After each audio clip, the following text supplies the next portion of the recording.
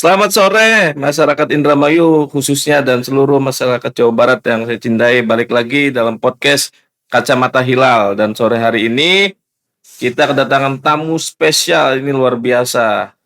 Ada saya perkenalkan terlebih dahulu Bapak Ruslandi. Selamat sore Bapak Ruslandi. Selamat sore, Assalamualaikum. Apa Pak kabar? Ilham. Alhamdulillah sehat. Sehat ya. Nah, ini Bapak Ruslandi ini adalah sebagai kuasa hukum dari saudara Prio ya. Dan di samping kiri saya ini ada sahabat saya, tentunya beliau adalah pegiat media sosial dan aktivis ya. Ini dia Mas Carkaya. Selamat sore Mas Carkaya. Apa kabar? Sehat. Alhamdulillah.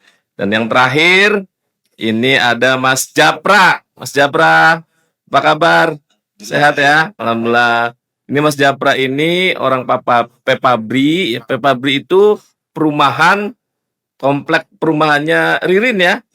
Berarti Mas Japra ini temennya Ririn. Temen nongkrong di komplek ya. Oke. Nah, udah lengkap ini kan, ada 3 narasumber dan nanti akan kita tunggu juga ada Pak Dudu yang lagi dalam perjalanan yang nanti akan bisa memberikan keterangan-keterangannya seputar informasi kasus yang lagi ramai diperbincangkan secara nasional, yaitu pembunuhan satu keluarga di Poman di Kabupaten Indramayu. Oke, saya langsung saja. Saya pengen tanya dulu khususnya ke pengacara dari saudara Prio nih, Pak Ruslandi ya. Pak Ruslandi awalnya jadi pengacaranya Ririn, Betul, betul ya? Pak Ilham. Terus kemudian habis itu lepas dari itu. Boleh tahu nggak kenapa lepasnya dari pengacara mereka itu? Baik, Pak Ilham. Jadi saya ditunjuk oleh Polres Indramayu, oleh penyidik dalam hal ini untuk mendampingi kedua terduga pelaku, Pak Ilham. Yaitu atas nama Ririn Rifanto dengan Prio Bagustiawan. Mereka berdua atas dasar 2 alat bukti yang cukup, penyidik menetapkan kedua orang ini sebagai terduga pelaku dalam kasus penghilangan nyawa terhadap 5 anggota keluarga di Kelurahan Poman, Kabupaten Indramayu. Ini 8 September 2025. Jadi awal saya mendampingi mereka nih, berdua. Singkat cerita berjalanlah proses penyidikan gitu kan, dan apa yang disampaikan keterangan mereka berdua ini sebagai tersangka itu sudah dituangkan di dalam berita acara pemeriksaan, yang mana BAP ini sesuai dengan Kitab Undang-Undang Acara Pidana adalah bukti, salah satu bukti. Dalam hal ini adalah bukti surat. Nah, kemudian setelah proses penyidikan berjalan, dilakukanlah rekonstruksi, reka ulang adegan. Nah, semuanya berjalan normatif ya, sesuai dengan keterangan dalam BAP, dikonfirmasi dengan urutan perbuatan mereka secara faktual, secara visualisasi, gambaran perbuatan dimulai dari sebelum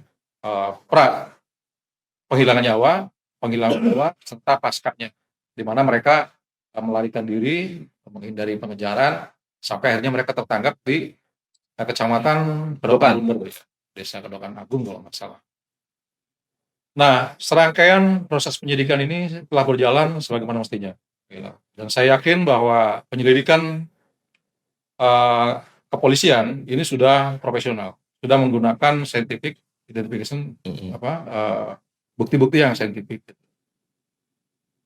Sehingga alat bukti dengan keterangan ini ada persesuaian, sehingga mereka Dua-duanya mengakui, dikonfirmasi dengan beberapa alat bukti, dikonfirmasi dengan bukti-bukti petunjuk lainnya, mereka betul mengiyakan semua peristiwa tersebut ya. Nah, kemudian setelah rekonstruksi, reka ulang, tahapan berikutnya adalah pelimpahan berkas dari kepolisian, dari penyidik kepada Kejaksaan Negeri Indramayu. Dan itu pun berlangsung normatif, bagaimana kasus-kasus yang lain gitu. Jadi tahap 2 adalah pelimpahan orang tersangkanya beserta barang buktinya dilimpahkan kepada kejaksaan. Nah, kemudian Udah P21. sudah P21 Masih mendampingi. Pak Ilham. Kemudian sampai dengan proses persidangan. Persidangan awal Proses masih persidangan awal itu tahapannya adalah pembacaan dakwaan jaksa penuntut umum. Nah, itu saya masih mendampingi. mendampingi. Nah, saya tidak melakukan eksepsi ya, karena saya pikir eksepsi itu kan domainnya formalitas. Objek yang dijadikan eksepsi itu adalah aspek formil, dan aspek formilnya menurut pemahaman hukum saya sudah terpenuhi. Locus delicti dan tempus delictinya sudah lengkap, sudah normatif. Jadi sehingga saya tidak melakukan eksepsi. Pemikiran saya adalah langsung masuk kepada pembelaan pembuktian. Nah, pada saat sidang kedua terjadilah plot twist yang pertama tuh, plot twist yang pertama itu saudara Prio sebagai salah satu terdakwa itu menyampaikan keterangan yang dia bacakan sendiri di muka persidangan dengan mengungkapkan beberapa nama. Baru lagi plot twist, makanya kan masih jadi pengacaranya? masih jadi kuasa hukumnya. Itu ada konfirmasi sebelumnya? Nggak ada? Tidak ada sama sekali. Makanya saya bingung waktu terdakwa Prio ini membacakan apa gitu kan. Karena dalam tahapan persidangan itu kan, kalau misalnya terdakwa membaca, apa nih konotasinya gitu kan. Apakah pledoi? Kalau pledoi kan di akhir persidangan. Kemudian kalau eksepsi, harusnya penasihat hukum yang melakukan eksepsi gitu kan, secara resmi. Oh, ini membacakan apa gitu. Tapi oleh majelis hakim dipersilakan, jadi kita dengarkan saja apa isinya. Nah, kemudian isinya itu 100%, hampir 100% Pak Ilham. Berbeda dengan keterangan sebelumnya yang tertuang di dalam BAP. Jadi kaget dong? Kaget semua. Jaksa kaget, saya kaget gitu. Karena itu semua tidak pernah kami membayangkan gitu. Suatu peristiwa pidana yang sudah diambil keterangan secara resmi, kemudian dirubah semuanya. Dan perubahannya itu sangat jauh gitu. Itu yang melatar belakangi salah satunya akhirnya cabut jadi kuasa hukum. Utamanya adalah munculnya 4 nama ini, Pak Ilham. 4 nama yang menjadi pelaku. Bahkan ada intelektual dadernya gitu kan. Disebutlah Pak Amaniani, kemudian Joko, Hardi, dan Yoga. Tapi sempat ditanyakan nggak setelah persidangan kenapa kok bisa berubah tidak sesuai ini? Iya, jadi setelah persidangan itu kan ada jeda waktu berapa menit lah sebelum mereka kembali ke mobil tahanan ya, dibawa oleh JPU gitu. Dia kok seperti ini, saya bilang kan. Ini Pak, dibaca saja suratnya Pak, katanya. Dia sambil gemeter gitu. Akhirnya saya ambil surat itu, makanya surat itu masih ada di saya, dokumennya asli gitu kan. Nah, namun begitu ya Pak Hilal, saya masih menghargai hak asasi kedua terdakwa ini. Saya mencoba menelusuri gitu, atas nama-nama yang disebutkan tadi. Terutama yang pertama adalah Amaniani. Karena konon katanya Amaniani ini ada. Dan masih famili daripada terdakwa Ririn, salah satu terdakwa Ririn. Paman Prio, iya. Tapi ada korelasinya dengan kehidupan saudara Ririn. Akhirnya saya investigasi melalui anggota saya, tolong temui istrinya Ririn, saya bilang. Nah, Pak Harjo anggota saya, Pak Harjo tolong temui istrinya Ririn, barangkali ada nih jejaknya nama ini, saya bilang. Dan sudah ketemu dengan Bu Sela ya, istrinya Ririn di Pabri, menyampaikan bahwa betul Pak Amaniani ini adalah omnya Pak. Tapi saya sendiri sudah tidak tahu ceritanya lagi. Akhirnya mentoklah di situ Pak Hilal. Kemudian saya juga tidak berhenti. Saya suruh lagi Pak Jojo, Pak Suharjo, Pak Jojo, tolong temui ibunya Ririn.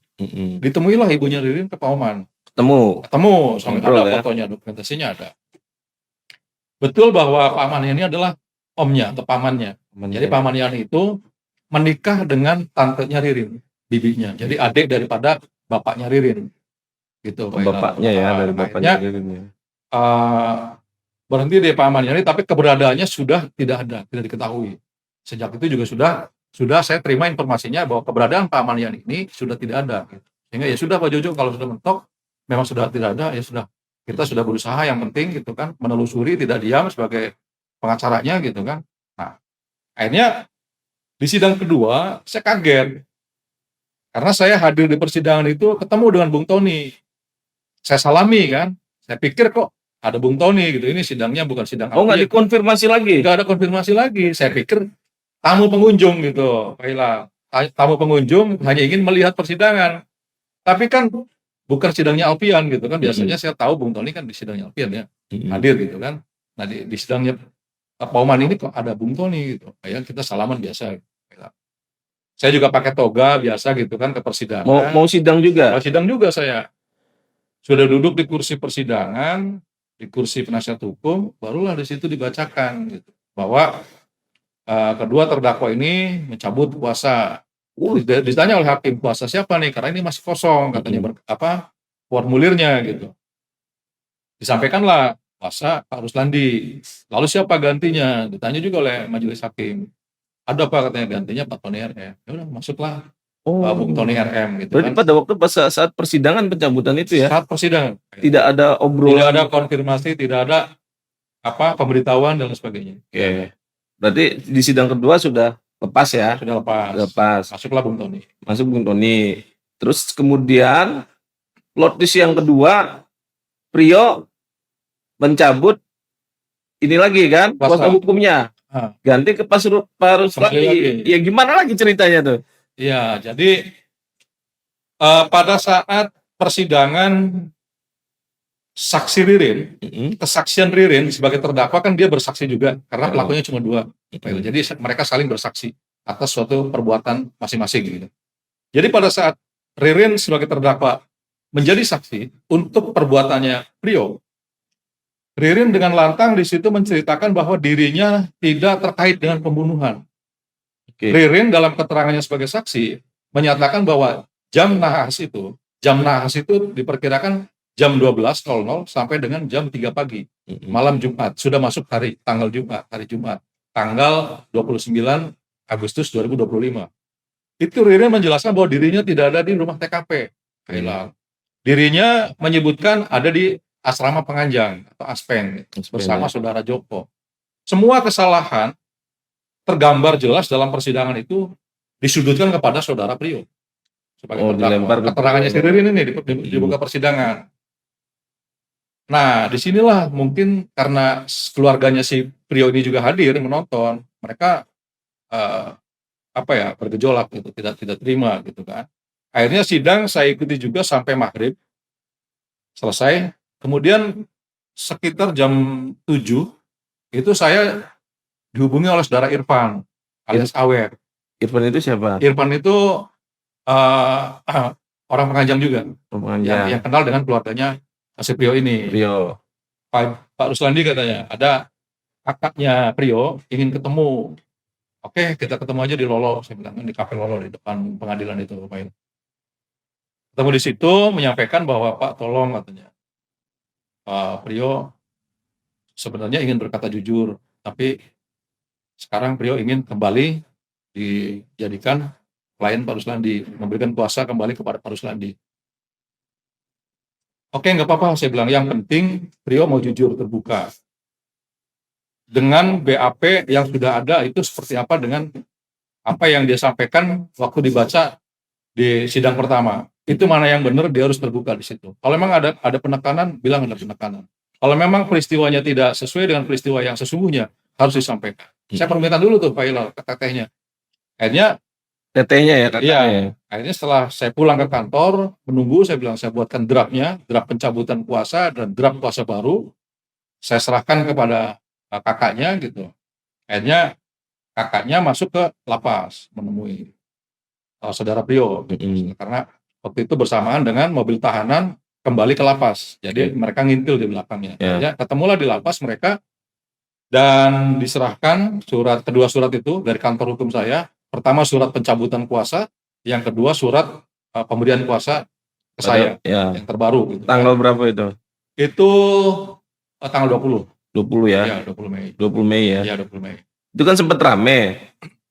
Si Priyo ketika mencabut kuasa, kan videonya rame tuh ya? Ya. Dia membacakan. Ya. Nah, salah satu yang menarik adalah dari pernyataannya Priyo ketika mencabut kuasa, itu dia menyatakan bahwa dia dipaksa untuk memberikan keterangan palsu oleh pengacaranya gitu kan, dan Ririn.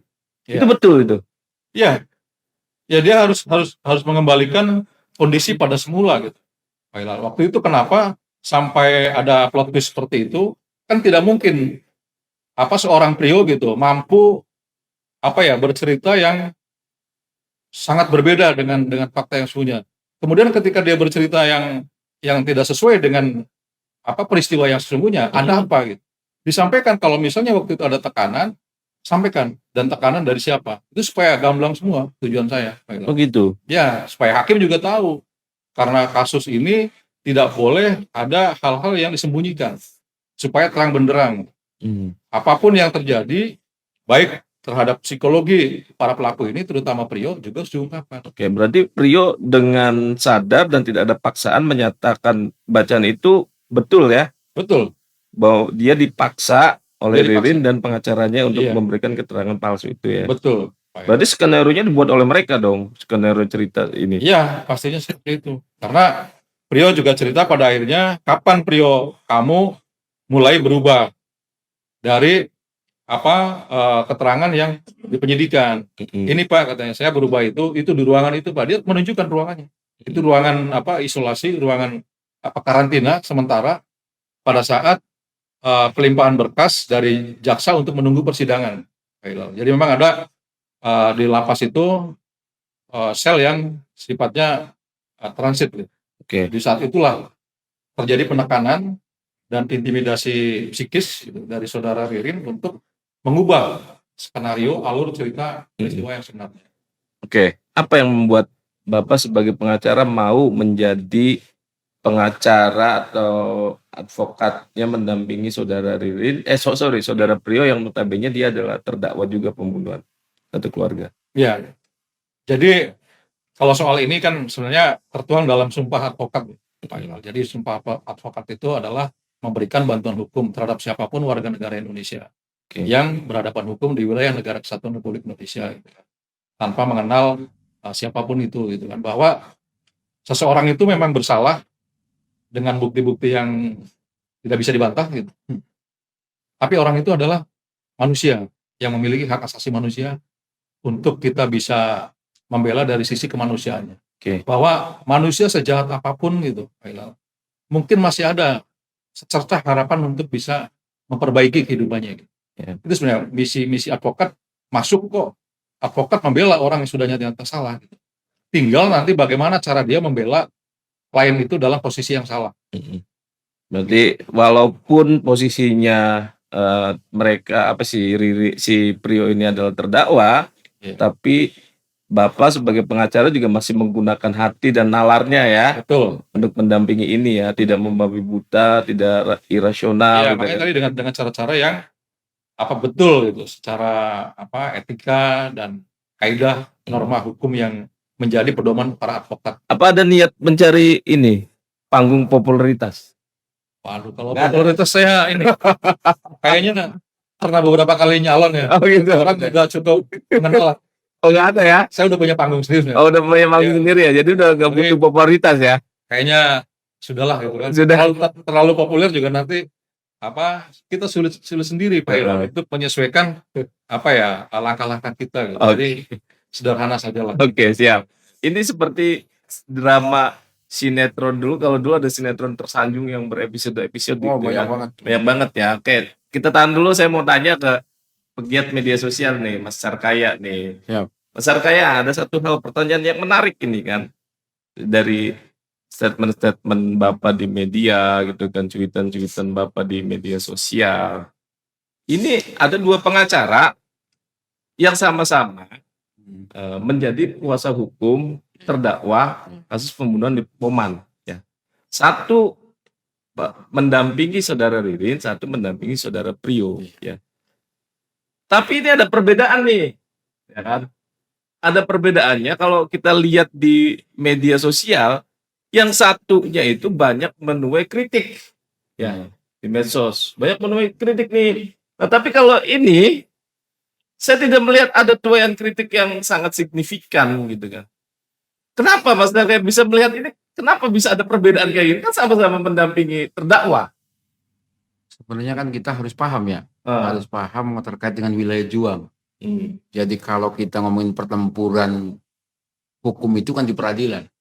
Peradilan. Ada penegak hukum kan, ada di situ kan ada hakim, ada jaksa, ada polisi, ada pengacara. Nah, pengacara ini penegak hukum.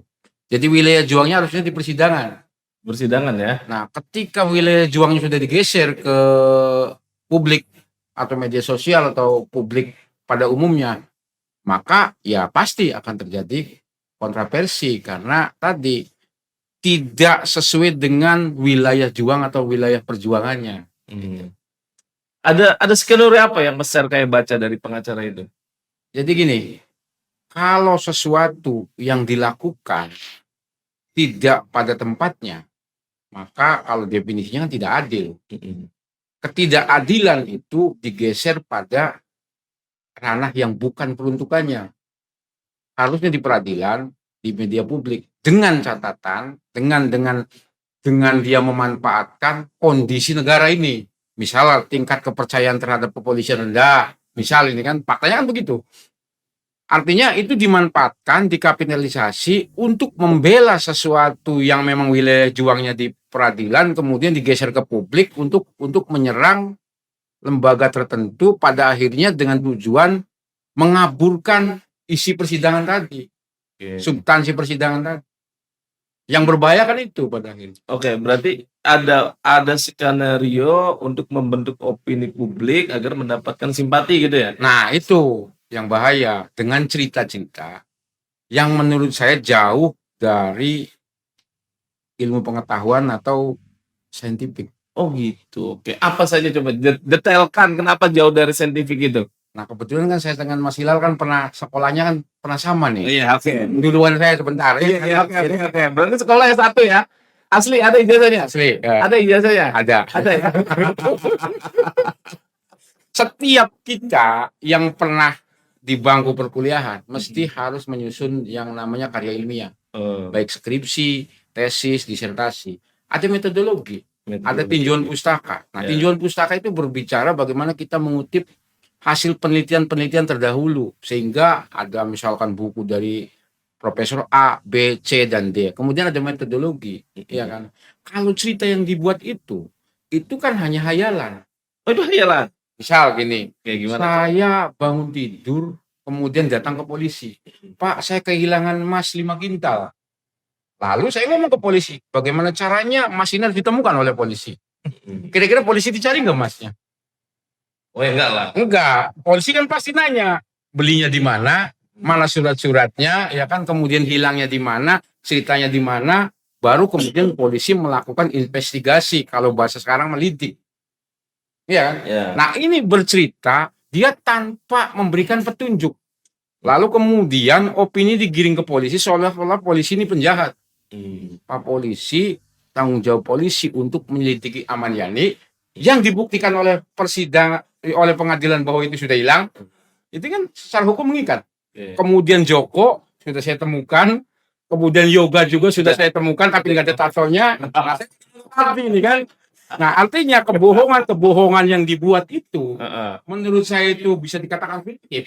3 orang ini fiktif, 1 orang fiktif. 3 orang itu fiktif, 3 orang ini fiksi, 1 orang fiktif. Nah, ini dibuat kemudian seolah-olah nyata seperti drama Korea atau drama Cina, seolah-olah nyata. Nah, kemudian padahal bohong. Bohong itu? Bohong lah. Yakin? Ya, mana buktinya? Yakin? Sangat yakin. Oke. Menurut keilmuan saya yang pernah saya lakukan, setiap hal itu, setiap cerita itu, kalau sifatnya cerita itu harus cerita yang benar ya, yang memang ada, itu harus jelas tempatnya di mana, orangnya siapa, umurnya berapa, pendidikannya di mana, kerjanya apa, kan harus jelas. Nah, kemudian 1 orang ini sudah terbukti di pengadilan seolah-olah hilang. 3 orang ini kan gak jelas di mana. Jelas ya. Itu yang pertama. Ya, Ada nggak itu? Aslinya ada nggak menurut Mas RK ya? 3 orang itu fiktif. Fiktif dan suruh polisi yang nyari. Kan gitu. Oke. Lalu cerita Pak Jero kan? Oke, Pak Jero menceritakan bahwa ada Pak Jero, platnya Kalimantan dan sebagainya, itu ada. Kemudian setelah dibantah oleh pemilik aslinya, lu kan bukan saya yang cerita. Iya, Yang cerita itu Ririn. Ya kita juga wajib tidak percaya kepada orang yang bercerita itu. Jangan-jangan ceritanya sendiri bukan cerita Ririn. Oh gitu. Iya dong, kan belum diperiksa Ririnnya bahwa itu ceritanya Ririn. Oke. Boleh nggak? Berarti Iya. pengacara ini menurut saya adalah faktor utama yang membuat kegaduhan atau berita bohong. Karena Ririn ini tidak punya tenaga, tidak punya sumber daya untuk kemudian membius orang, membuat orang-orang menjadi sesat dalam praktek ya kasus pembunuhan ini. Kan pengacara itu membantah bahwa saya tidak pernah menyebutkan mobil Pajero plat KT itu milik saudara Aman Yani. Dia akan menyebutkan gini, ada videonya tuh. Heeh. Menurut Ririn, begini, kan belum tentu juga Ririn yang cerita, harus gitu. dilihat juga bukan? Oh gitu ya. Kan pernyataan dia menurut Ririn, kan belum tentu juga pernyataan Ririn. Termasuk skenario yang begitu rapi. Kalau memang dia sarjana hukum dan memang dia profesional, cerita itu kan tidak seindah itu. Oke. Disusun bukti-buktinya, karena kenyataan yang sebenarnya di alam dunia ini tidak ada yang sempurna, Pak. Kalau ini dibuat sesuai seolah-olah sempurna, ada penjahatnya, ada pahlawannya, ada yang tertindas, ada yang menindas, dan nantinya ada happy endingnya, atau ada cerita-cerita tambahannya. Itu kan tidak mungkin cerita fakta pembunuhan yang benar. Ini pasti cerita yang dibuat untuk drama Cina. Drama Gitu Cina. kira-kira. Berarti ini drama nih ya. Berarti mobil Pajero terbantahkan. Katakan, Berarti ini hayalan juga. ayolah, Hayalan ya. fakta dong ya kan. Fakta hayalan ya. Terus yang kedua muncul baru lagi nih Mas. BPJS-nya masih aktif. Ya gampang membuktikan BPJS aktif kan. Kalau memang orang itu masih hidup kan tidak dibuktikan dengan BPJS. BPJS itu kan misalkan orang pensiun, kemudian ada tanggungan, bisa saja kan sudah dibayar aktif dengan sendirinya. Oke, Apa oke, kemudian saya oke. tanya, ketika ditanya BPJS-nya, BPJS Aman Yani hidup enggak? Kan nggak bisa jawab juga. Oke. Berarti itu hayalan juga. Hayalan juga. Hayalan lagi ya. Ceritanya ada BPJS-nya, tapi imbuhannya hayalan. Ilmunya Cerita hayalan. lagi. Langsung menyimpulkan ya. Premis-premisnya itu tidak dibangun dengan kokoh gitu kan. Tapi dia hebat, Pak. Hebatnya Orangnya kenapa? hebat menghayal dan hebat dalam hal bermimpi, membuat manipulasi-manipulasi dan fiksi-fiksi. Ya kalau nanti kalau sudah pensiun dari pengacara jadi sutradara aja. Ya, BPJS. Ya. Muncul lagi terbaru. Orang yang menemukan di Bekasi. Ini bukan Bekasi. Ya nanti saya tidur nih besok malam nih tidur. Nanti saya datang ke polisi. Pak, saya lihat Aman Yani. Ternyata Aman Yani ini dagangan cilok. Oh gitu. Ada buktinya Pak orangnya yang lihat. Misalkan namanya Yoga misalkan. Ada orangnya nggak di Bekasi ternyata Pak, di Aceh. Misalkan di Kabupaten Singkil. Bisa saja kayak saya bercerita begitu. Nanti saya video lagi orangnya. Saya melihat Aman Yani ngontrak di sini dan sebagainya. Ini kan hayalan lagi. Ini hayalan lagi. Hayalan lagi. Yakin Bang Ya. bilang hayalan? Ya. Luar biasa Mas kayak ini. Kalau nyata Heeh. seperti apa Aman Yani? Ada di mana, profesinya apa, videonya mana. Lalu kemudian kan polisi gampang. Polisi itu kan polisi Kesatuan Republik Indonesia. Kalau memang Aman Yani ada di Bekasi ya ditangkap aja Aman Yani-nya dipanggil, diperiksa. Kalau ini kan nggak dilakukan. Dilakukan ya. Karena ya polisi diceritain emas hilang berapa kintal, kemudian polisi dulu nyari. Setelah ditanya suratnya mana, nggak ada Pak, saya hanya mimpi. Gitu. Ya, yang saya bingung itu kan bilangnya Ririn sering komunikasi dengan Aman Yani. Ya. Betul nggak kan? Sering itu dia sampaikan gitu kan. Bahkan pernah video call 2025 kalau nggak salah dia sampaikan itu ya. Video call dan itu disaksikan oleh 3 orang gitu kan. Ririn video call Aman Yani ya. Kenapa tidak menanyakan langsung keberadaan Aman Yani ke Ririn? Menurut Mas Terya kenapa? Simpulannya kan begini. Sobat. Kalau mau mencari Ririn, yang harus dilakukan adalah bagaimana mengidentifikasi siapa orang yang terakhir kali ketemu Ririn. Kalau dari semua cerita, dari semua fakta-fakta yang dibuka, ternyata yang terakhir ketemu Aman Yani itu kan Ririn. Harusnya pengacaranya tanya ke Ririn, di mana Aman Yani? Logikanya begitu. Betul. Nah, terus di pihak keluarganya telah mengatakan bahwa Aman Yani ini sudah didaftarkan ke pengadilan bahwa termasuk orang yang hilang. Artinya apa? Hilangnya terakhir ketemu dengan Ririn. Ya Ririn lah yang harus kemudian diperiksa, diselidiki. Kalau dia memang seperti detektif itu menyelidiki katanya, menyelidiki Ririn yang dilakukan oleh pengacara. Nah, kesimpulannya begini sebenarnya. Hal-hal yang dilakukan, kegaduhan-kegaduhan yang dilakukan sebenarnya ini faktor pengacaranya, bukan faktor Ririn. Oh, pengacaranya? Pengacaranya dong. Karena Ririn ini tidak punya sumber daya, tidak punya kemampuan untuk melakukan propaganda ke publik. Ririn ini kan barang mati yang sudah ditangkap polisi, yang sudah ditembak kakinya, kemudian dia sedang mengalami proses peradilan, dia sudah jadi terdakwa, ya pengacaranya lah yang mengkapitalisasi seolah-olah ya tadi cerita-cerita hayalan yang diproduksi terus-menerus. Menurut saya kejahatan ini. Kejahatan ya? Maka dari itu yang harus kemudian ditanya di mana Ahmad Yani itu adalah pengacara Ririn. Pengacara? Iya. Oke. Jangan nanyain ke orang terus, Ririn Ahmad Yani di mana? Ya pengacara ini kejar. Ahmad Yani di mana sebenarnya? Ton gitu. Jadi jangan ngaco terus. Ya, gitu. ngaca terus ya. Nanti habis ini apa lagi nih? Kalau misalnya terbantah lagi nih, Ada lagi nanti ceritanya mungkin. nih, apa lagi nanti kira-kira? Ini kan Ahmad Yani kan ngontrak di Bekasi. Ah. Nanti muncul lagi Ahmad Yani nanti mungkin ngontraknya lebih dekat lagi di Subang, atau di Majalengka, atau di Kuningan kan begitu. Oke, siap. Luar biasa. Sana. Oke, ada Mas Dudu ya? Suruh masuk aja. Masuk aja Mas Dudu. Suruh masuk aja. Mas, ini Mas. Nah, kita break dulu karena maghrib ya. Maghrib.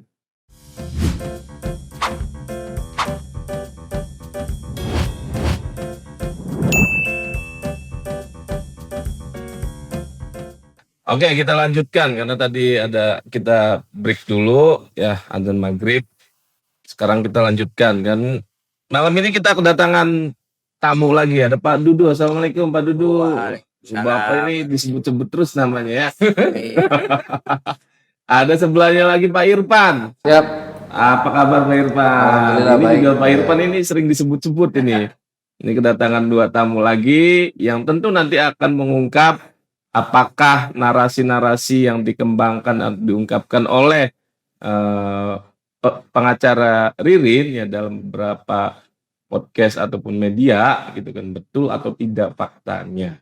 Karena Bapak berdua ini disebut pertama soal pembuatan KTP-nya Pak Ahmad Yani ya. Yang mana mukanya adalah mukanya Pak Dudu ya. Muka Pak Dudu. Di podcastnya Pak Gubernur menyampaikan bahwa ada video call dengan Pak Ahmad Yani.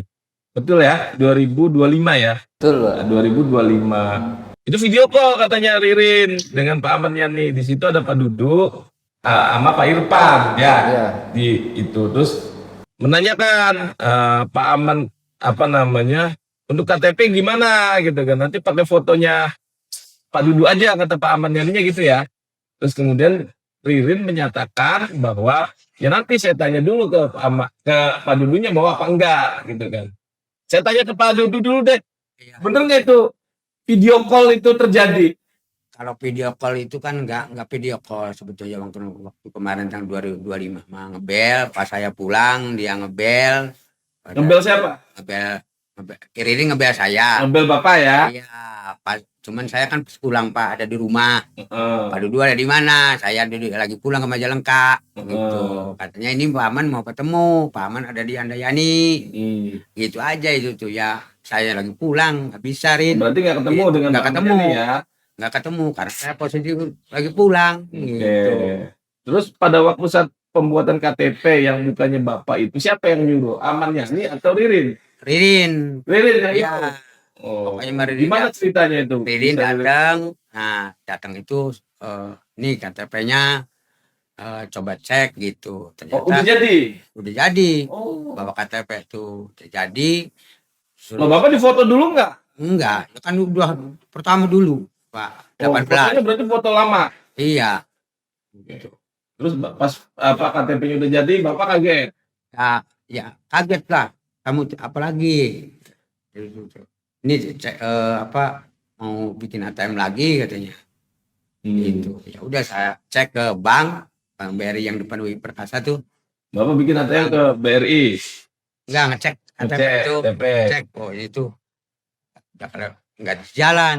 Waduh ini mau bikin apa? Waduh. Saya ini anaknya nggak bisa dibilangin. Ya udah penasaran dia udah nggak aktifin. Ambil lagi sama dia dibawa lagi. Terus datang lagi itu suruh bikin ke ATM tuh ke bank itu. Saya juga sempat masuk BRI yang di cabang yang di Kartini. iya jalan KDAM sana. Jadi ATM-nya jadi Nggak jadi, Pak. nggak bisa. Nggak bisa. Karena saya kan nggak ingat kalau dulu kan dikasih nama ibunya. Tanda tangan dikasih gitu. Ya, Kalau sekarang kan pas ditanya Bapak saya nggak tahu. ya nggak tahu. Begitu. Iya, sudah tanya gue, masa nggak tahu? Ntar udah saya nanti kembali lagi sini aja Bu. Gitu. Saya pulang udah ini udah nggak bisa. Udah nggak bisa. Ya udah, Ya, singkat cerita sampai pada akhirnya prosesnya nggak jadi itu nggak yang jadi. Terus ujung-ujungnya cair juga duit. yang pertama itu mah Pak. Yang pertama, 2018. oh, Bapak dikasih duit berapa juta? Yo, saya itu yang pertama ke 200.000 Pak. 200.000.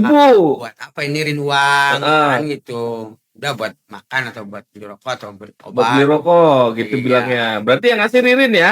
Iya, Bapak sama sekali belum pernah ketemu sama Yani? belum pernah. Belum Nggak pernah? tahu. Iya, sama sekali. Sama sekali ya? Iya, betul. Oke. Sama sekali nggak tahu, nggak kenal gitu.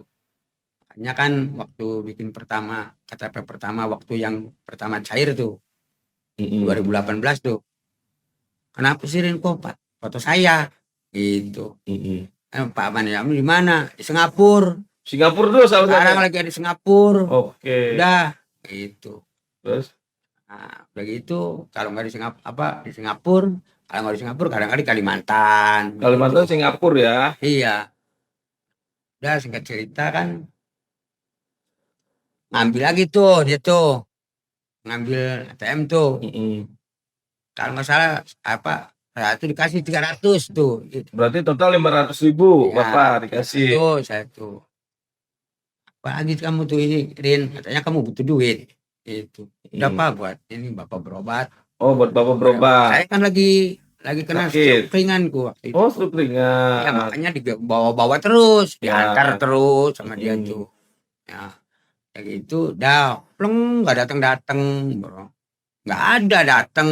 Evan juga saya nanyain, Om, gimana tuh Aririn tuh suka main enggak? Main-main kemana? Ke sini, ya boro-boro. Pleng aja gitu, hilang, jatuh. Terus aja. Sampai akhirnya rame berita ini ya. Iya, Oke. rame-rame. Pak Irfan juga disebut ya? Iya, Bang, Yang bener. video call itu. Iya, Bener nggak video callnya? video call itu nggak benar Pak Dewan. Enggak ya? Nggak pernah. Saya Gitu. malah sering ke Ririn bilang tuh coba Rin telepon sama Yani saya mau ngomong apa. Nggak pernah. Apalagi video call ada kita. Nggak. Nggak Saya pernah jamin ya? nggak pernah dan nggak tahu lagi. Katanya kalau nelpon pagi, subuh. Kalau nelfon kadang-kadang bisanya malam kata Ririn tuh jam 2, jam 3 Selalu bilangnya kayak gitu. malam. Iya kan. Lagi sebenarnya di mana sama Yaninya waktu kita tuh? Di Singapura, Batam, Oh ya udah. Selalu jadi alasannya gitu Singapura betul ya. Pak Singapura Dewan. dan Batam Iya. ya. Berarti nggak pernah ya video call itu ya? Nggak pernah, kita yakin nggak pernah itu. Berarti benar kata Mas Kaya. Hayalan katanya gitu. Iya, kita nggak pernah. Nggak pernah, apalagi telepon sampai video call nggak. Iya, oke. Masih ingat loh dua Masih ingat ya? Masih ingat Ingat ya? semua, iya kan? Masih ingat semua bisa kok. Bisa dipertanggungjawabkan lah. Saya bertanggung jawabkan ya. Bisa. Oke. Kalau video call kan tahu kita berarti Clear ya, ini mukanya. kan biar publik juga tahu bahwa Siap. video call itu tidak pernah terjadi. Tidak pernah terjadi. Oke. Dan ini yang terbaru lagi nih. Pak Dudu juga disebut-sebut lagi. Oh iya. Katanya pernah ngontrak di Cikarang. Aman nyanyi. Boro-boro Pak. Makanya ini tuh, aduh, masa jangan kontrakin sekarang. Saya itu dari 94 Pak. Dari 94 itu kerja tuh di Hotel Prima tuh sampai 2023. Pensiun tuh Pak. Nggak pernah kemana-mana. Nggak pernah kemana-mana. Cuma melaksanakan tugas tuh tahun 2002 ke Puncak. Ke Puncak. Oh, di Puncak tuh Hotel Prima lagi. Oh. Sampai 2013 kembali lagi ke Indramayu. Mungkin maksudnya Cikarangnya pindah ke Puncak kali. Oh gitu yang penting. Itu kata saya tuh kan dikasih ini nih. Aduh, nih, Cikarang kapan saya ke Cikarangnya? Oh, nggak pernah. Ya mungkin Cikarang Arang atau gimana? Saya tuh lucu saja ya Allah. Aduh. Baru tahu mungkin nggak pernah. Yakin gak pernah pas saya ke Cikarang tuh. Belum pernah saya ke Cikarang. Dari istilahku pas semenjak kerja. Saya kan kerja tuh dari kemana-mana juga. Cuman di Cikarang belum pernah kerja. Belum Coba pernah kerja, iya. Apalagi itu kontrak-kontrak ke situ. Enggak ya? Berarti, Enggak Pak. sekarang tinggal Salah di itu. Pabri.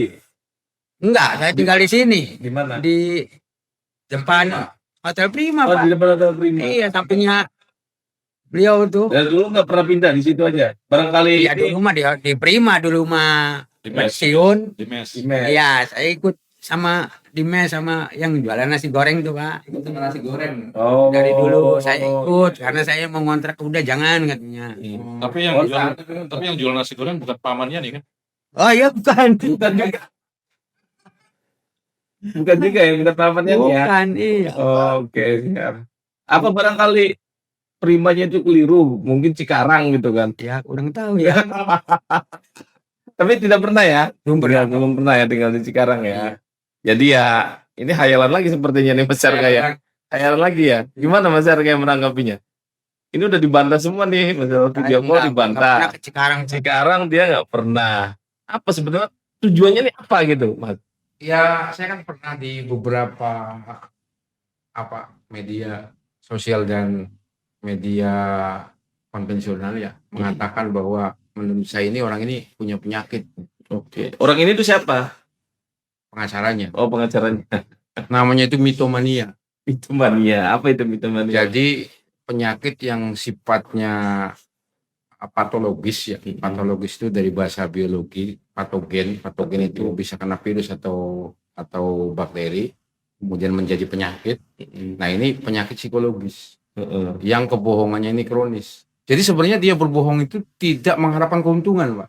Oh. Kayak klepto itu. Oke. Dia mencuri sebenarnya tidak butuh. Nah, ini berbohong sebenarnya dia tidak menginginkan keuntungan, berbohong dengan alamiah. Dilakukan terus-menerus. Nanti ada cerita lagi nih, Pak. Berarti udah terbiasa bohong dong.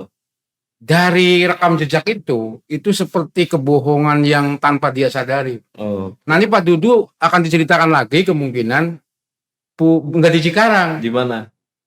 geser sedikit Cikampek.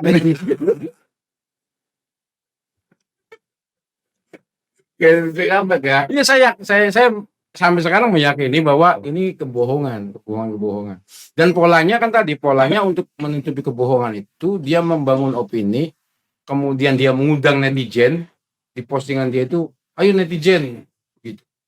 Nah, kemudian dia memproduksi yang komentar di netizennya ini seperti akun-akun bodong, akun-akun Buzzer. anonim, ya bisa juga buzzer. Itu juga saya identifikasi ada yang dari Jawa Tengah, ada dari Lampung dan gitu. sebagainya untuk mengkerubut postingannya. Oh. Sehingga postingannya jadi terap, menjadi viral dan sebagainya. Dan itu kemudian mempengaruhi psikologis teman-teman yang menggunakan media sosial seolah-olah benar. Padahal itu kebohongan yang dilakukan berulang-ulang dengan kekuatan yang luar biasa. Pada akhirnya otak-otak orang menjadi tercuci, nalarnya terpengaruh. Targetnya adalah membentuk opini ya. Membentuk opini bagaimana memanfaatkan citra polusi yang mohon maaf sementara ini kan lagi buruk dari kasus Sambo, dari kasus-kasus yang lainnya. Nah, ini digunakan. Nah, di Indramayu ini nanti akan terjadi bahwa kalau dulu kan polisi yang menindas ya, sekarang ada oknum pengacara yang menindas polisi. Mungkin hukum sama. Saya dalam hal ini tidak membela polisi ya. Karena sebenarnya gini, secara prinsip ya, polisi itu tidak perlu dibela. Karena dia punya perangkat untuk membela dirinya sendiri. Yang harus dibela itu ya kayak Pak Dudu, kayak Kang Ipan, kayak Aman Yani yang nggak tahu di mana. Jadi bisa saja ini terjadi pada keluarga kita, Pak. Keluarga kita yang tidak melakukan apa-apa, kemudian di framing, bisa jadi tersangka, bisa jadi terdakwa akibat dari kesalahannya tidak pernah dilakukan, tapi di framing oleh ya kelakuan yang kami duga kelakuan pengacara ini. Jadi ditegasin lagi, di garis bawahi, Ririn ini Oke lah, misalkan penjahat. Tapi dia tidak punya kekuatan, tidak punya daya upaya atau sumber daya untuk mengkapitalisasi itu. Jadi yang berperan ini adalah pengacaranya yang punya sumber daya. Kalaupun nanti ini terbukti, kemudian dilakukan kebohongan-kebohongan, menghalang-halangi penyidikan, atau juga ada indikasi jasanya juga palsu, ya polisi, penegak hukum, nggak ada ijazahnya mungkin. Penegak hukum harus periksa ini dengan serius. Saya tidak menuduh ijazahnya palsu ya. Saya hanya bertanya ijazahnya ada tidak. Harus dibedakan. Iya, Kalau menuduh palsu pertanyaan itu, ya. pertanyaannya kan ada nggak ijazahnya? Karena kalau dokter menganalisa, mendiagnosa itu berdasarkan ilmu kedokteran. Ya, oke. Ada indikator-indikator, ada diagnosanya, dan untuk menjadi dokter itu dia harus S1 kedokteran. Sarjana kedokteran, baru kemudian koas, praktek, baru kemudian jadi dokter. Pengacara juga saya yakin begitu. Ya. S1 hukum di undang-undangnya itu. Kemudian ikut magang, baru ikut PKPA, baru kemudian jadi pengacara. Kalau kemudian orang tidak ada S1-nya, diragukan. Nah, maka saya bertanya, ini karena udah ranah publik, ada nggak ijazahnya? Kan begitu. Ya, bertanya. Tapi kalau mau dilaporkan boleh, ya acaranya nanti. Oke, siap. Ini jadi pegiat media sosial ya, Mas Sarkaya. Luar biasa. Saya pengen tahu deh. Ini ada temennya Ririn ya, Ya. Mas Dani. Ya, ketua. Itu temen di ini perumahan, Iya, Pabri. perumahan Pabri, ya. Gimana sosoknya Ririn itu, Mas? Ya sosoknya sih kalau setiap hari ya sering main game, ya sering keluar malam-malam gitu. Keluar malam-malam. Keluar maksudnya mah di rumah tuh keluar malam. Sering nongkrong bareng satu tongkrongan berarti ya? Ya, ya kalau nongkrong tuh di rumahnya terus. Di rumahnya. Ya, di rumahnya Ririn situ. Dan katanya terkenal dengan bos. Ya, Betul. betul. Berarti sering ini dong, Ya. motoi teman-teman. Ya, ya gitu. orangnya mah sering bayarin temennya apa. Bayarin gitu, temennya ya. Ya, Tapi ya, secara bos. secara perilaku ada riwayat kriminal nggak? Setahu saya sih dulu pernah berantem gitu sama orang gitu. Ririn tuh. Pernah berantem? Nah, ya pengakuan dia juga betul berantem sama orang ya sampai masuk kepolisian. Masuk kepolisian. Penjara nggak? Sempat di penjara. Sempat di penjara. Iya. Oke. Yang kasus itu pernah juga yang katanya nggak jual apa? Motor? Tahu? Gade motor. Iya, gade motor ninja pernah. Ya, gade motor sih tahu tuh. Kalau permasalahannya nggak tahu, cuman kayak yang punya motornya itu ngomong ke kita. Jadi ini gimana motor saya ini nggak pernah balik gitu. Apa? Oke. Berarti sebatas itu yang Mas tahu Ya. tentang Ririn ya. Kalau Ririn. Nah, terkait dengan apa namanya dia sering bilang di lingkungannya katanya punya dana pensiun, uang pensiun. Betul. Kalau tanggal 27 27 itu pencairan cair. terus naktir teman-teman. Ya, Itu ya, betul. betul. Betul ya kayak kalau lagi kumpul itu beli rokok, kadang beli kopi. Beli kopi, bilangnya duit pensiun dia. Dia duit pensiun dia. Tapi teman-teman tahu nggak bahwa Teman-teman itu tidak tahu belum itu, Pak. tahu ya. Pemikiran teman itu tuh uang dia. Kalau pensiun kan harusnya teman-teman tahu dong kerjanya Ririn apa gitu. Ya kan? pengakuan awalnya di BJB. Oh, BJP. Oh, iya, iya. Oke. Terus Dia tuh pensiun kerja- gitu. Ya pensiun dini bilangnya tuh. Pensiun Terus dini baru dicairkan 2018. 2018. Iya. Oke, berarti terkenal bose juga ya. Iya. Sangat bose ya. Iya, ya awal orang-orang juga apa yang kiranya dia tuh bos gitu, bener bos. Benar-benar bos ya. Bos. Tapi pernah ketemu sama Yani? Oh tidak, Belum pernah. belum pernah sama sekali. Cerita tentang Aman Yani Kalau cerita pernah? sih pernah, yang katanya mah ada di Singapura, Kalimantan, om saya. Oh, Ini om saya ada di Singapura, ada di Kalimantan. Cuman wujudnya mah belum tahu. belum tahu. Belum Baru tahu. sebatas cerita aja. Sebatas cerita. Dia menceritakan itu dalam rangka apa? Ya kayak semacam bangga-banggain lah ini om saya ada di Singapura. Itu. Oh. Ini om saya ada di Kalimantan. Itu. Tapi tahu Pak Aman Yani itu orang Penganjang aslinya. Ya tahu dia ngomong Tahu ya. sendiri. Tahu Ini om cerita ya? saya ya nikah sama bibi saya. Oh, nikah sama bibinya ya. Berarti hanya sebatas itu ya. Iya. Yang dari teman-teman tahu. Terakhir komunikasi sama nongkrong sama Ririn sebelum kejadian kapan? Sudah lama sih Pak, udah hampir setengah tahun itu. Setengah tahun? Kejadian tuh ya. Nggak pernah main ke situ lagi. Udah nggak pernah main Nggak lagi. pernah. Terus habis itu muncul kasus Muncul kasus pembunuhan. ini ya. Nyangka nggak bahwa pelakunya Ririn? Ya enggak sih awalnya mah. Nggak nyangka. Iya. Ya begitu pas kejadian itu Ririn tuh nelpon kita Pak. Pas kejadian. Pas kejadian itu, pas viral itu. Heeh. Telepon awal tuh, nanyain. Kan saya dipanggil siapa ya? Pak, katanya keluarga Budi meninggal. Oh bos, beli urut tah, bahasa Indramayu ya. Beli urut tah bos. Jadi kita mah lagi di Serang, ngomong gitu. Kita lagi di Serang, lagi kerja gitu. Tapi sama Budi kenal. Kenal. Tahu ya. Budi itu mantan bos. Mantan bosnya Mas Japra. Iya, Oh, oke. 2023 atau berapa itu? 2023 Kenal, kerja bareng. kerja bareng sama dia, Iya. sama Budi ya. Iya. Budi juga di ini almarhum itu perbankan juga. Pernah, ya. Pengakuan Budi juga pernah. Pernah di BJB, perbankan iya. ya. Mm-mm. Di BJB. Rumahnya nggak ada CCTV. Nggak ada, rumah itu nggak ada CCTV. Setahu saya nggak pernah ada CCTV. Oh, nggak ada Nggak CCTV. ada sama sekali. Oh, Di rumahnya, di toko nggak ada. nggak ada ya. Nggak ada. CCTV itu nggak ada ya. Nggak ada. Oke, siap. Ini keterangan dari temennya bahwa. Terus pertanyaan terakhir ya ke Mas Japra. Iya. Percaya nggak kalau pelakunya ini adalah pembunuhan ini Ririn? Ya percaya sih, Percaya? percaya. Kenapa?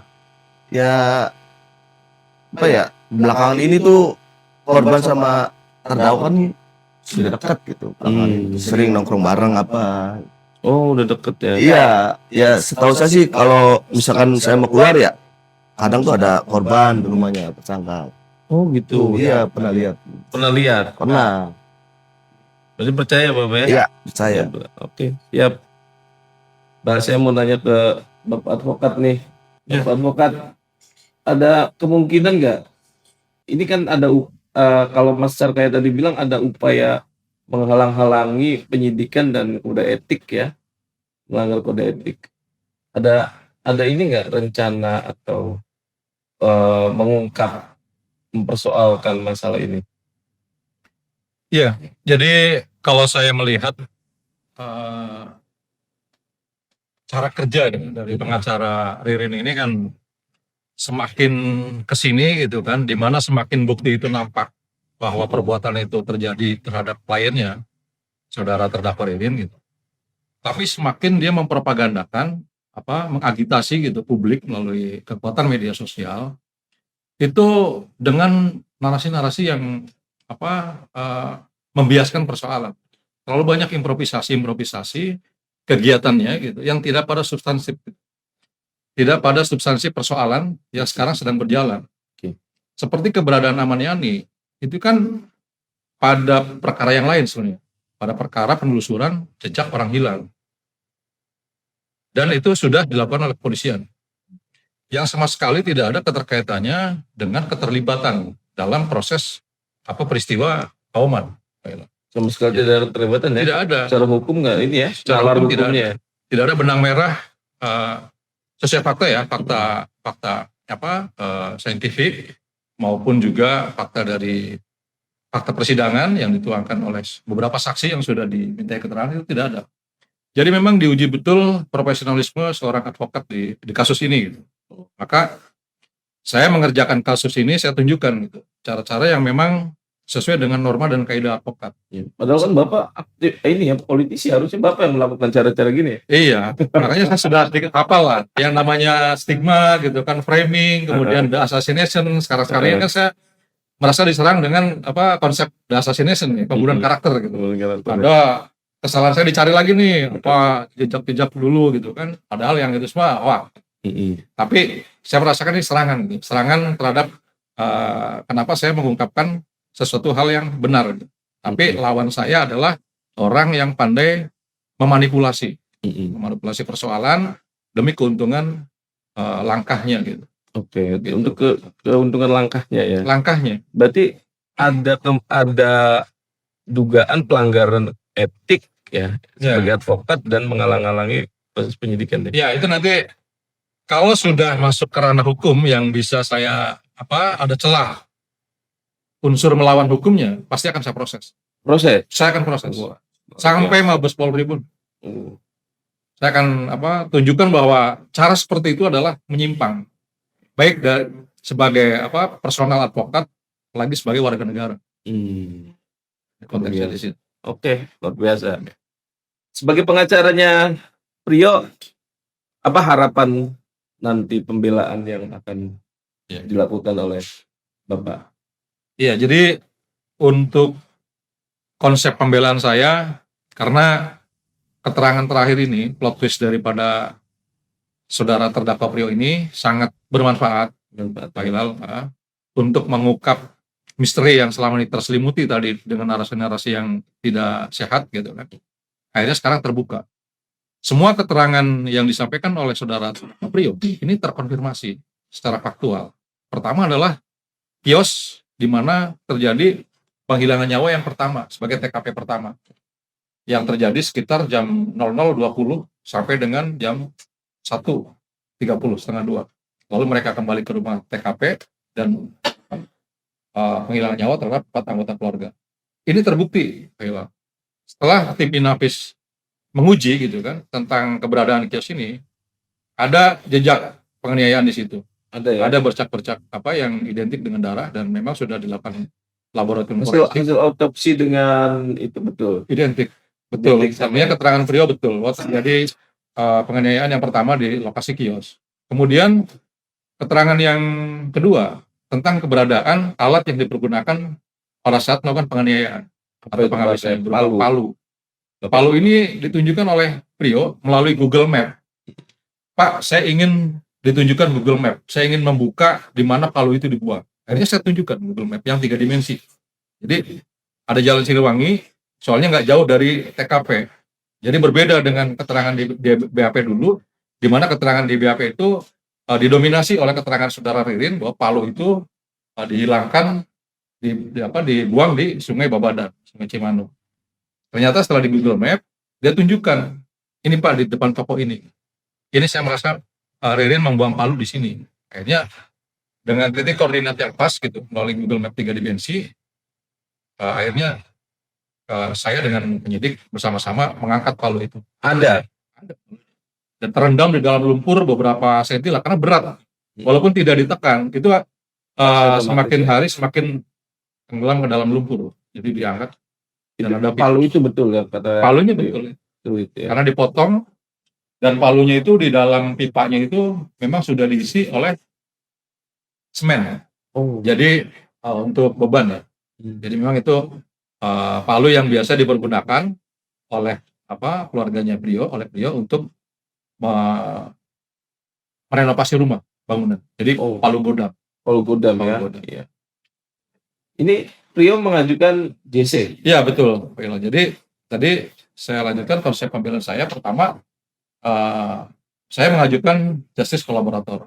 Saudara Prio ini sepertinya layak menurut pemahaman hukum saya. Sehingga saya ajukan melalui prosedur hukum yang berlaku sesuai peraturan pemerintah dan leading sektornya adalah LPSK, Lembaga Perlindungan Saksi dan Korban. Jadi saya juga membantah apa yang disampaikan oleh ahli kemarin bahwa pengajuan justice kolaborator terhadap pelaku atau saksi pelaku, saksi yang juga pelaku atau pelaku yang menjadi saksi, ini tidak hanya terbatas di tahap penyidikan. Jadi ada tiga tahapan. Baik di tahap penyidikan, kalau tidak keburu di tahap penyidikan, bisa di tahap penuntutan. Dan ruang lingkup pengajuan justice kolaborator saudara ini Prio ini masuk dalam kategori yang kedua, di mana sedang berjalan persidangan dan di area penuntutan. Maka yang saya ajukan juga ke Jaksa Agung sebagai instansi tertinggi dari penuntut dan LPSK. Jadi masih dalam ruang lingkup pengajuan JC. Oh, berarti belum ini ya? Belum. JC ini bisa dilakukan di tahap penyidikan, diajukannya, atau di saat penuntutan. Baik setelah penuntutan maupun sebelum jaksa menuntut. Jadi masih dalam ruang lingkup yang dipersediakan oleh koridor hukum. Oke. Saya pikir ini strategi nanti dari dapurnya sampean ya. Ya. Akan diajukannya kapan. Biar nanti sampean yang tahu gitu kan celahnya seperti itu. Harapannya berapa tahun hukuman? Nah, ya ini juga saya menjawab simpang siur gitu kan. Ini yang 1 tahun ya? Ya, yang dipublikasikan atau yang disampaikan ke publik gitu secara tidak bertanggung jawab bahwa Ruslandi menjanjikan keringanan hukuman bagi saudara Prio kan asal nurut dengan skenario nya Ruslandi dengan vonisnya 1 tahun. Itu tidak masuk akal. Tidak masuk akal ya. Ya, dan tidak mungkin saya melakukan sesuatu yang tidak masuk akal karena saya orang yang berakal. Walaupun saya bisa membela saudara Prio dengan maksimal gitu. Ya biarlah hakim nanti yang menentukan jumlah vonisnya. Dan saya kemarin ketemu Prio berapapun yang dijatuhkan vonis, saya tidak menjanjikan apapun. Tapi saya akan ikhtiar melalui langkah-langkah yang diperbolehkan oleh undang-undang. Gitu, Pak Ilham. Jadi Baik, udah ya. pasrah. Mau 20, mau 15, mau 12, mau berapapun. Jadi sudah siap. Sudah siap ya? Mentalnya sudah siap. Sudah siap ya? Karena dia sudah plong, udah jujur gitu. Dia tidak dihantui ke depan dengan satu kebohongan yang abadi gitu kan. Padahal ada 5 nyawa yang menuntut keadilan. Gitu. Oke. Kita tunggu ini dramanya udah kayak sinetron tersanjung ini. Episode kan ya, luar biasa. Terakhir di penghujung acara saya pengen minta statement closing statement dari Mas Serkaya. Jadi sebenarnya kan jelas ya wilayah juang pengacara itu di pengadilan. Jadi ketika pengacara itu memasukkan ke publik, maka ya publik boleh berkomentar, boleh mengkritisi dan boleh kemudian kontra narasi dari apa yang disampaikan oleh pengacara itu. Cuman yang perlu digarisbawahi, ya masyarakat kita ini kan sudah kadung, Mas Dewan, sudah kadung seneng yang namanya drama Cina. Padahal itu kan bohong, tapi kita menikmati. Nah akhirnya apa? Semua hal yang diceritakan fiksi itu boleh dinikmati, boleh kemudian dilihat, ditonton, tetapi jangan kemudian hal-hal seperti itu digunakan pada ranah untuk menyerang orang. Misal gini, cerita-cerita fiktif disematkan ke Pak Dudu tadi. Pak Dudu ngontrak di Cikarang. Kemudian beliau ini juga apa tadi itu? Video call. Itu kan ranah-ranah fiktif, ranah-ranah yang fiksi diceritakan. Akhirnya apa? Hal-hal yang berbentuk hukum ini disusupi oleh hal-hal yang tidak bisa dibuktikan dengan ilmu pengetahuan saintifik. Pada akhirnya apa, Pak? Pada akhirnya akan banyak korban-korban. Nah, itulah kemudian saya dalam hal ini merasa punya kewajiban sebagai orang yang pernah duduk di perkuliahan walaupun lulus tidaknya kan itu kan harus mengatakan itu, Pak. Karena kebohongan itu ketika dibiarkan dilakukan terus-terus menjadi kebenaran. Intinya itu, Pak. Siap. Prediksi Mas Serkaya akan endingnya seperti apa ini kasus ini? Endingnya kalau dari peradilan ini kan yang menganut di peradilan ini kan sebenarnya menganut positivisme. Jadi semua hal itu harus dibuktikan dari mulai ada eksperimen, ada penelitian, dan kemudian ada verifikasi. Jadi ada tesa, sintesa, kemudian semacam hipotesa yang diuji dengan hipotesa lain, diverifikasi lagi, ya akan pada kesimpulan nanti peradilannya 2 orang ini akan divonis dengan maksimal. Walaupun juga ada upaya-upaya pengacara, saya yakin bukti-bukti saintifik ini akan menghasilkan vonis yang maksimal.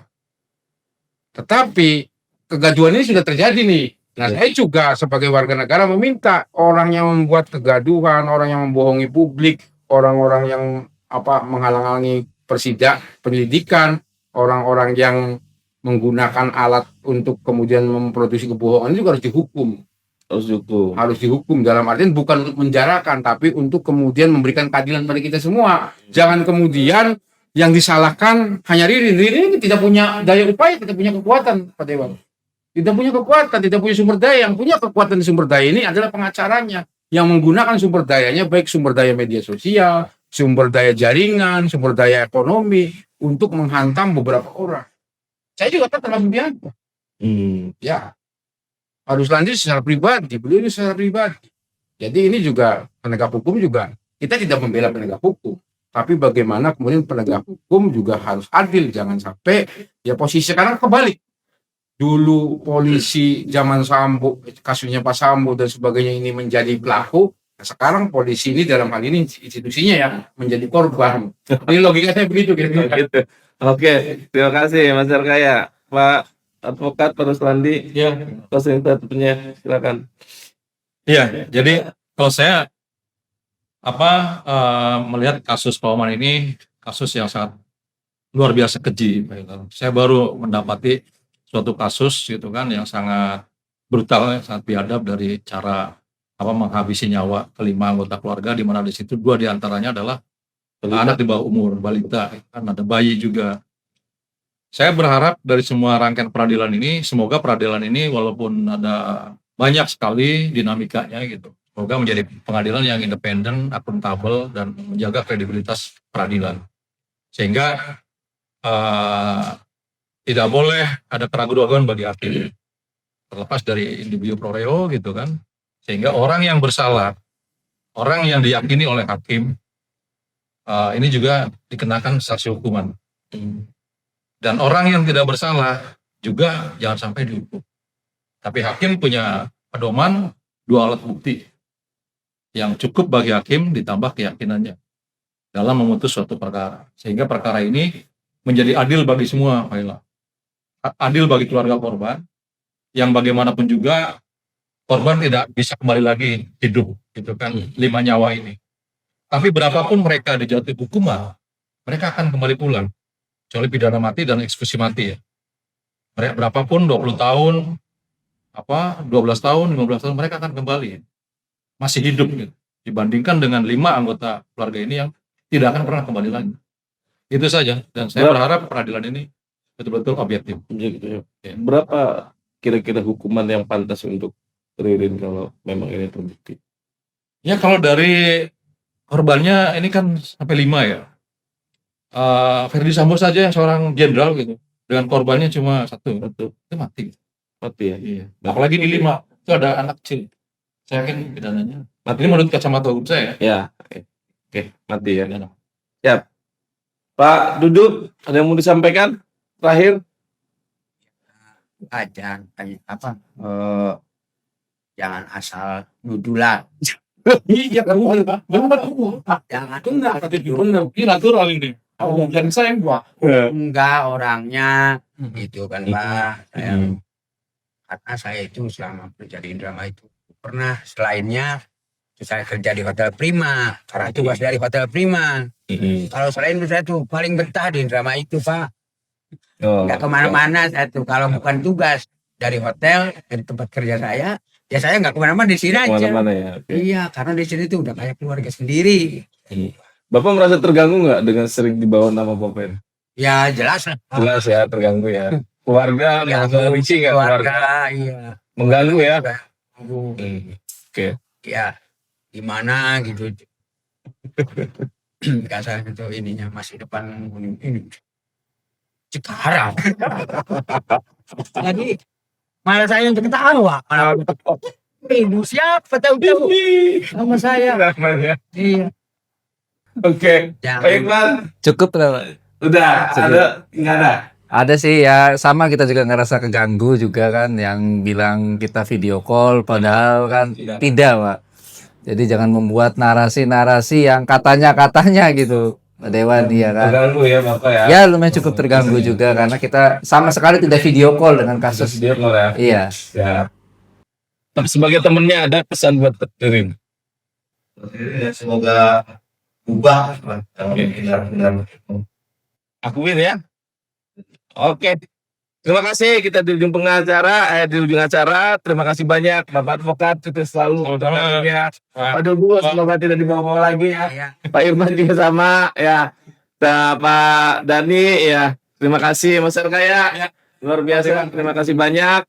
Itu saja kita saksikan nanti di YouTube Hilal Hilmawan ya. Nanti akan segera tayang dan kita berharap semoga kasus ini segera terang benderang ya, dan menemukan titik kebenarannya seperti apa sih gitu kan yang terjadi faktanya.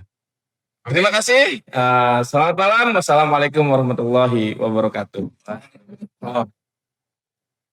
Mantap. Saya sama-sama Pak Duduk kan. Ngopi dikit. Ayo ngopi. Ya.